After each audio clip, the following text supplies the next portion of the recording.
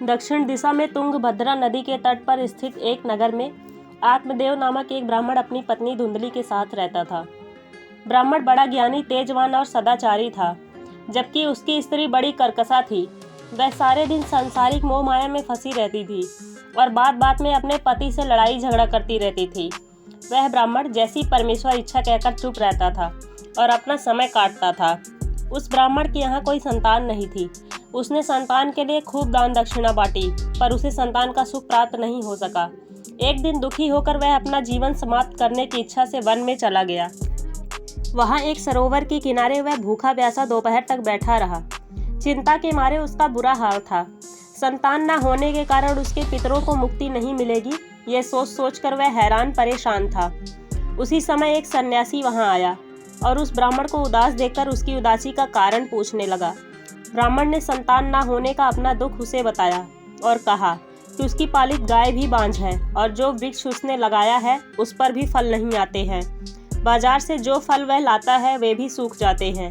सन्यासी ने ब्राह्मण को सांत्वना देते हुए उसकी कर्म रेखा देखी तो कहा कि तेरे भाग्य में 7 जन्मों तक संतान का सुख नहीं है, इसलिए उसके लिए प्रयत्न करने का कोई लाभ नहीं है। वैसे यह सांसारिक माया झूठी है। कलयुग में पुत्र से सुख नहीं, दुख ही प्राप्त होता है। सभी भाई बंधु मतलब के साथी होते हैं। तू ब्राह्मण पुत्र है, तुझे अपना मन हरि भक्ति में लगाना चाहिए, इससे तुझे सुख प्राप्त होगा। श्री हरि की शरण के बिना प्राप्त होने वाले सुख अंत में दुख का ही कारण बनते हैं। ब्राह्मण को सन्यासी की बातों से संतोष नहीं हुआ। वह संतान प्राप्ति की ही रट लगाए रहा। उसे अधिक दुखी जानकर उस सन्यासी ने उसे एक फल दिया और कहा कि इसे ले जाकर अपनी पत्नी को खिला देना, तुझे अवश्य पुत्र का सुख मिलेगा।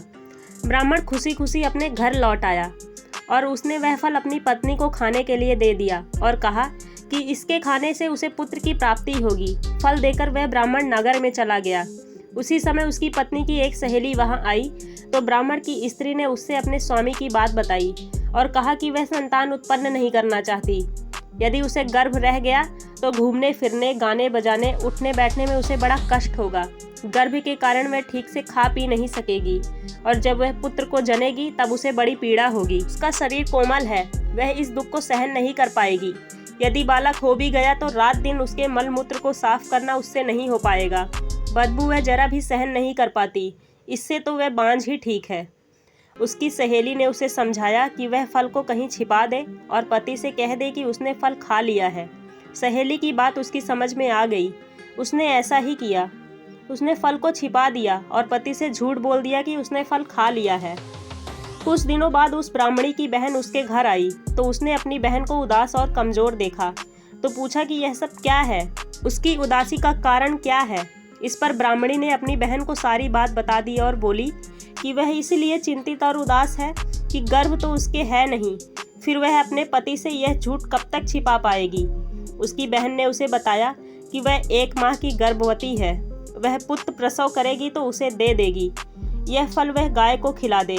ब्राह्मणी ने प्रसन्न होकर वह फल अपनी गाय को खिला दिया। समय आने पर ब्राह्मणी की बहन ने एक पुत्र को जन्म दिया। ब्राह्मणी तत्काल चुपचाप उस नवजात शिशु को ले आई और उसने ब्राह्मण से कह दिया कि उसे पुत्र हुआ है।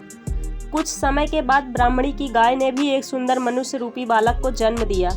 उसके कान गाय जैसे बहुत बड़े बड़े थे। ब्राह्मण दोहरी खुशी पाकर खूब प्रसन्न हुआ। उसने याचकों को बुलाकर खूब दान दक्षिणा दी और घर में ढोलक बजवाई। ब्राह्मणी ने अपने पति से कहा कि उसको दूध नहीं उतर रहा है, जबकि उसकी बहन को खूब दूध आ रहा है। उसका पुत्र पैदा होते ही मर गया है, उसका दूध पीने वाला कोई नहीं है। अगर वह कहे तो अपनी बहन को बुला ले। ब्राह्मण ने सहर्ष अपनी सहमति प्रदान कर दी। ब्राह्मणी की बहन वहां आ गई और उसके पुत्र को दूध पिलाने लगी। ब्राह्मण ने उस बालक का नाम धुंधुकारी रखा और गाय के पुत्र का नाम गोकर्ण रखा।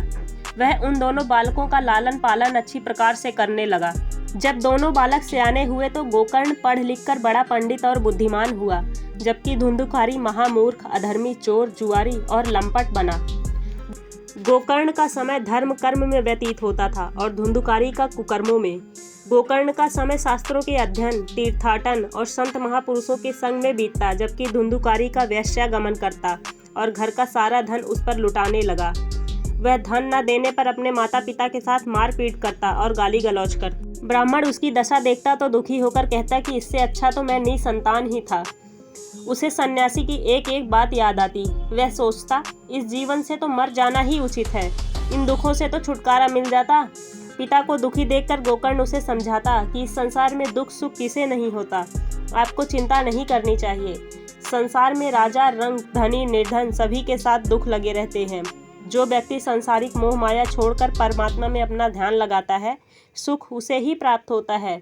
इसलिए आप स्त्री और संतान का मोह छोड़कर वन में चले जाओ और भगवान का ध्यान करो, आपको सुख अवश्य मिलेगा। संसार में लिप्त रहने से तो नरक ही भोगना पड़ता है।